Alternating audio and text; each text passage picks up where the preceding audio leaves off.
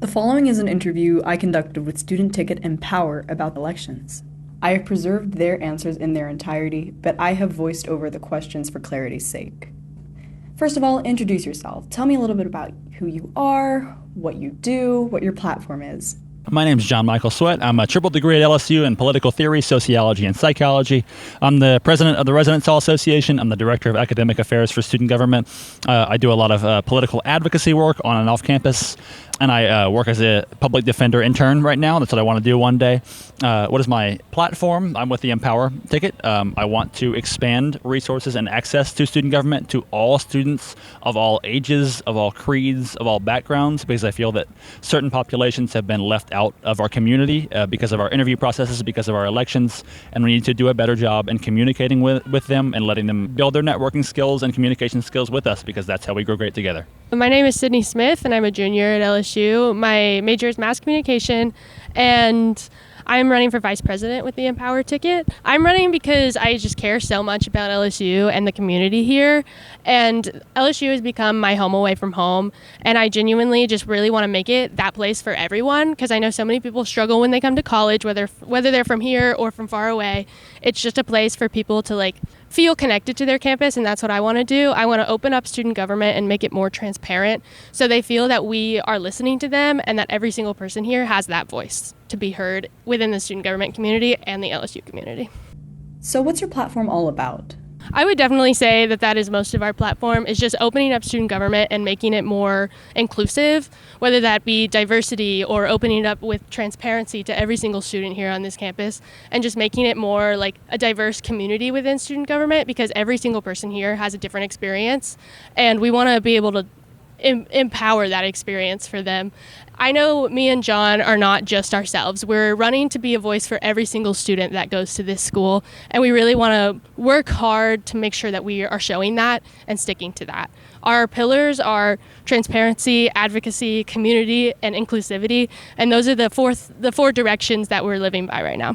When students see your ticket on the ballot, what do you want them to think of? The name is pretty good, Empower. I'd like them to think that we're empowering them as students, but also I like the word expanding access, because that's really what I want to do, is give students who have never had the opportunity to do leadership before the opportunity to do so. I had that opportunity because I got lucky through my FLC interview, but I know hundreds of students who didn't get that same thing that I did, and it just makes me so sad that they won't be able to develop their career and experiences the same way I have, because I had nothing before I came to LSU, and it made me great because I was lucky, but not other people might not get that same luck and that same application. I want them to think of obviously empowering, because we're empowering students, as well as transparency, advocacy, community, inclusivity, and just diversity as well in opening up that community to student government. I want them to see that name and think that they will feel they have a voice if we were to win. What are your experiences or qualifications that would make you a good candidate? John is super qualified for this position. When he first talked to me about running with him, I felt so confident that he could do this, that he is super passionate about student government and LSU, and just is an incredible person, and I feel so incredibly confident running with him, and I know we can do great things together. Like I talked about previously, I'm the president of the Residence Hall Association. It's, I think, one of the largest organizations on campus. If you look at our funding and our membership, it used to be the largest ever, actually, but it dwindled over COVID. That was pre-me, obviously. I was the vice president of RHA as well, and president of my community council, so I have a lot of experience in that. I've been an LSU SG senator. I've been a director, obviously. I'm the director of academic affairs. And over all those things, I've talked with a lot of administrators about policies. I've gotten policy passed and done.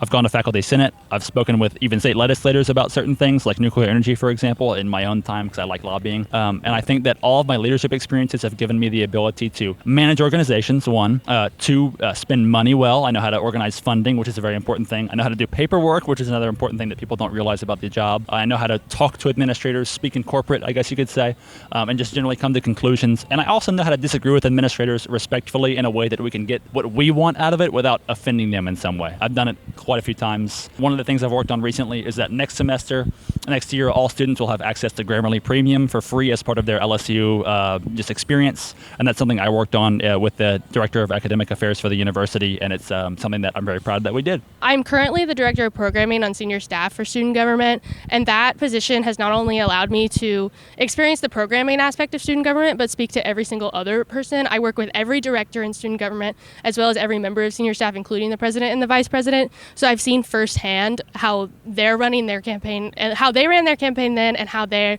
are currently running their administration. So I've been able to take that and bring that into my thoughts when I'm thinking about what I want to do for this community, because I worked so closely with them last year as well. I was able to just improve upon what I wish I would have done then as well, and just experience student government as that holistic aspect.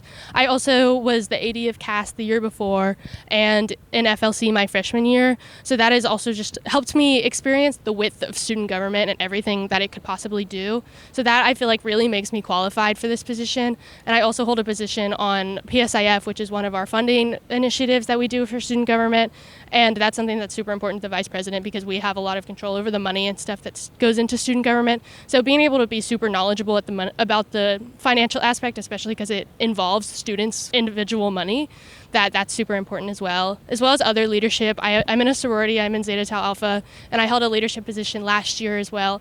So holding leadership positions in a bunch of different organizations, I feel like has really helped me see this campus as a whole, and also just talking to students. I've made it important to speak to every student in different organizations, because I am not everyone, and just being able to hear what they have to say and what they hope to be changed on campus. Could you give me an example of a policy that your ticket hopes to implement that you think will enhance student life? We definitely have a lot of incredible policies that will enhance student life. I think one of my favorites is within student government is the FLC expansion, and that would open up what is now Freshman Leadership Council to just being a leadership council for all students, and to get involved in student government whenever they would like. Because I've had a lot of freshmen come up to me inside and outside of student government and in my sorority just who have been like, hey, how do I get involved? And I'm like, you can't right now, because the application process is closed or there's no vacancies open. So that will allow it so people can come whenever they want to get involved within student government. Another one that's really important to me is our mental health resource button that will just help spread the resources of mental health on campus, because I know that's a big struggle for so many college students, including myself. And I think mental health is something that should definitely be addressed more on campus, and especially those resources. So that button will be straight on my LSU, so everyone has access to it, and people can submit the resources that I might not know about, that I wouldn't be able to add on to it. So it would have all of Louisiana's resources and all of LSU resources, especially from other students as well. So how will you as president and you as vice president interact with the LSU student government, especially when you don't agree with an action or measure that they took? If I was making some kind of controversial decision, I would definitely consult the other branch heads first, because I feel like that's necessary as a SG executive. But let's say I did, and let's say I made that mistake, or even if it's not a mistake, let's say I just did that. If they disagree with me in some way, I would go to them and I would say, well, why do you think I handled this inappropriately or incorrectly in some way? We'd find out why, and then we'd have a disagreement about that, I'm sure, and then we could approach whatever constitutional provisions there are for that. They could pass a bill saying like, hey, actually, we want to correct what John Michael had said here, and I could be, okay, that's fine, actually, that's reasonable. I could go personally talk to the administrators. The court could, for whatever reason, find that I had erred in my decision. I think that we have methods for these things, but I would rather communicate and come to a compromise than I would use those methodologies. I'm strong about my convictions, but if someone I like and that I know is a reasonable person, which all the branch heads generally are, I would be fine with maybe correcting things I said, or at least changing them in some way to the administrators if they had an issue with that, if they thought it would cause trouble. So I've worked a lot with administration this year as well, being on senior staff. I've been able to have that practice working with admin, and I know that we will always have disagreements. I'll concede to that it won't always be this perfect experience, but being able to be confident in what we know about the students, because we are students. So we are able to have that privilege to have a spot to talk to these administrators. So being able to have that and bring student perspectives into what we're talking about for the administration is something that's super important. And admin obviously has more power than us. So, but us being able to be there and know that we are both incredible communicators, that we would be able to convince administration that what we see from the students is super important, and that they were to implement that. What steps would you as president and as vice president take if other branches of student government do not agree with the way that you interacted with administration? Yeah, so definitely just communication is a big thing. Just making sure that they know what we're doing at all times, because I feel like that's something that's super important, not only transparency outside of student government to students, but transparency within the branches, and making sure that we are communicating with them, what we are communicating with them, and accepting those checks and balances as well, because that's something that Senate has the power for and Judicial has the power for. We're all there to work together towards that common goal. So just being able to communicate with each other, as well as being transparent and open to their reasons and listening to them as well as us to them. How about with the Louisiana state government? Generally, my takes toward the Louisiana government would be non-political, non-partisan necessarily, because I think that's important. But also, we do at some points have to respond to things they do. For example, there is a $100 million budget cut proposed for higher education in Louisiana. I'm not a fan of that. That's going to hurt LSU significantly. It's going to hurt students. It's going to hurt all the human beings on this campus who want to learn and interact with us. There's also been talks of banning DEI language, which as a sociology major, I find repulsive because I need to learn about these kind of things to have a good education. Everyone does, I believe. And I think that it's just a travesty to restrict our education. So under certain circumstances, I will disagree with the state government because it's my responsibility and our responsibility as advocates to do so. But I'll do so respectfully. I'm not going to yell at them. I'm not going to fuss at them. I'm not going to say that they're bad. I'm not going to say like Jeff Landry, you're evil or something like that. I'm going to say I disagree with X policy because it hurts students. I'm going to talk to them personally about it if I'm able to, if they have the ability to let me have that platform. I'll speak to them personally, and I'll do so in a level-headed way. But it's unacceptable not to respond to things like that because higher education has a $1.3 billion budget overall. A $100 million slash, that's like a significant portion of the money that we use to attend university and pay our teachers. And that's just unacceptable to get rid of. And we need to talk about that because our administrators, they'll get fired if they talk about it. Students, we can talk about that freely and openly because we have the ability to do so, and we need to. As a community of advocacy, student government has a responsibility of addressing those problems. So that's something that's super important. And like I said earlier, we are students and they are not. And we are the people that have the power to affect change within student government. Again, me and John would have the privilege to be able to speak to these people, to be able to speak to the Louisiana government in which other people wouldn't. So being able to have that pushback from being students is super important. And they don't realize that we all have such an impact here, and without the students, this campus would not function. I know there's been some debate about how much power the student government has. What role do you see the student government having in representing students? It's mainly an advocacy role. We can't snap our fingers and make state policy happen. It's just not going to happen. But the only thing that we can snap our fingers and make happen is changes to our own internals and our budget and things like that. But we have very strong advocate powers. And I've spoken with administrators. I won't name them because I don't want them to get in trouble. But many directors of departments and even very high up people next to the president, I'll say, have told me, John Michael, I would love you to say that. I would love you to talk about that because I cannot. If I disagree with my superiors, I am fired. My job is over. I leave this university. That's it for me. You have the ability to do that. You need to be an advocate for students because if students aren't advocates for students, administrators cannot be in the same sense. We have the power to say things that people in government and in offices here cannot say, and it's our responsibility to do so. So there's obviously been a ton of debate over if student government actually is doing something. And from being someone who is in student government, I realize how much is actually going on behind the scenes, which is also one of our policies, is to enact a student government newsletter. So that way every single student actually knows what's happening. And we'll send out a monthly newsletter from each branch that will show exactly what's happening within student government, whether that's an initiative or a programming event or what's happening with the money.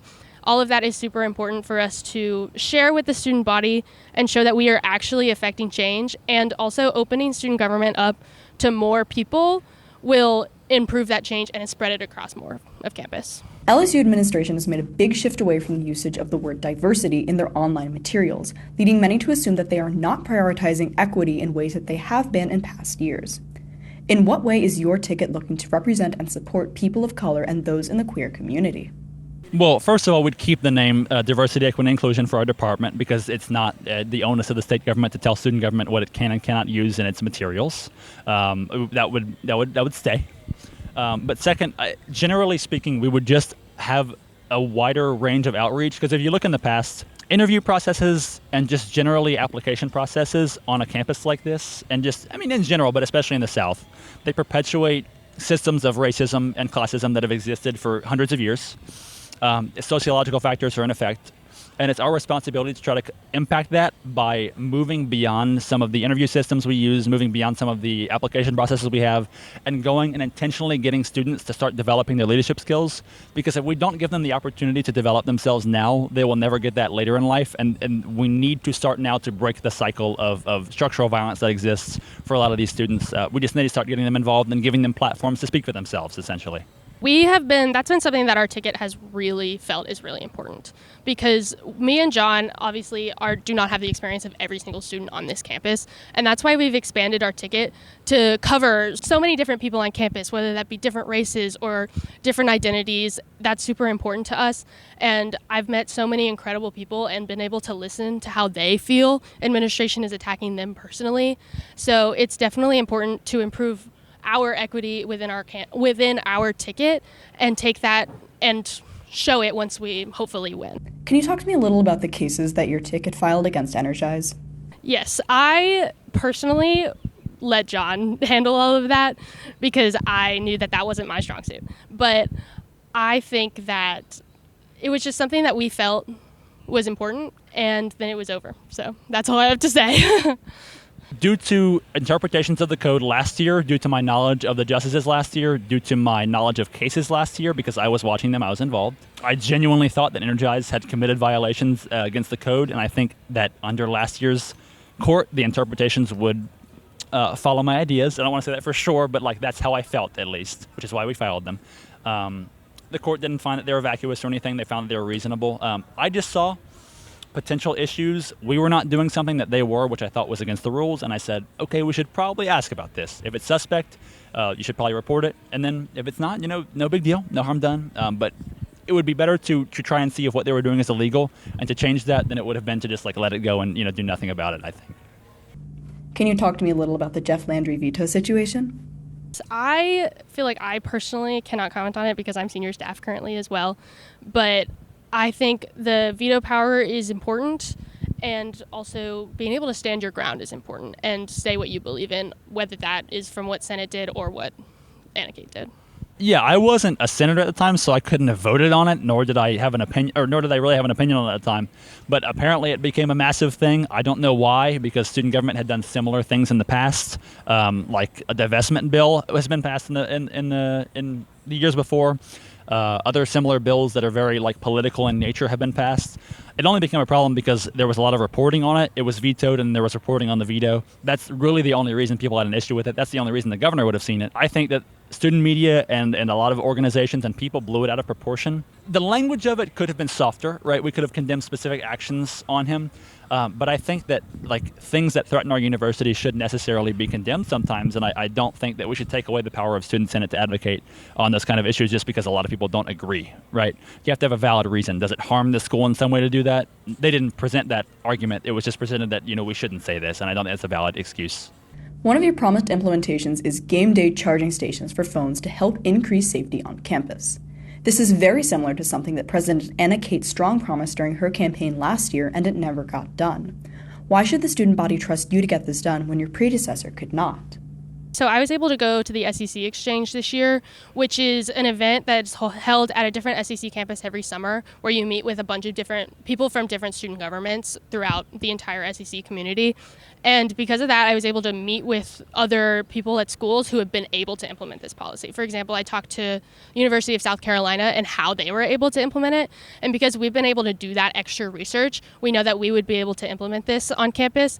And we also chose a smaller group of policies, unlike last year, just so we can make sure all of our policies that we are promising campus actually do happen. Because we want to do this in a smaller level of implementation, specifically a few charging stations called concession stands.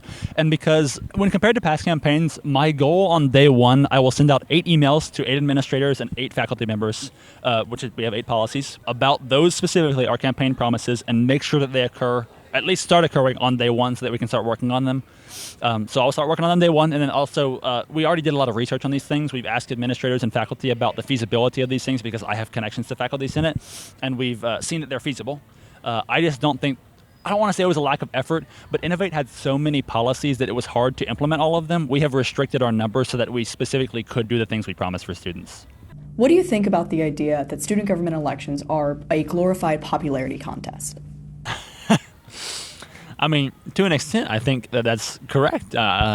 It depends on the circumstances a lot of the time, but merit isn't necessarily always what will win you the race. And I think we've seen that in years prior. I don't know in specific candidates necessarily, but like there's no objective measure of who is necessarily more qualified or less qualified. But in terms of power structures, if you're connected to the Greek power structure traditionally, you'll do better than other people. And I don't want to say it's a popularity contest, but it's a usage of power structures that exist on campus and have existed for a long time because of how I explained earlier, sociological factors. And I think that a lot of the time that's, unfair and unequitable. And it's not like I want to restrict it or anything like that. It's not like I'm crying about it or anything.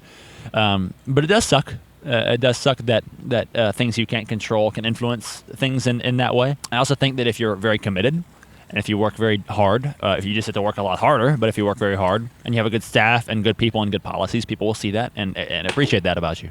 I think that shouldn't happen, obviously. I think doing your research as a student is really important, and being not just saying like, oh, I talked to these people, so I should vote for them. You should, as a student, use your civic duty to learn about every single ticket and what we stand for and what they stand for, because it's super important to make sure you're voting for what you believe in. So just like it is in real life, it should be how you believe and what you believe the people will do to make the change as well.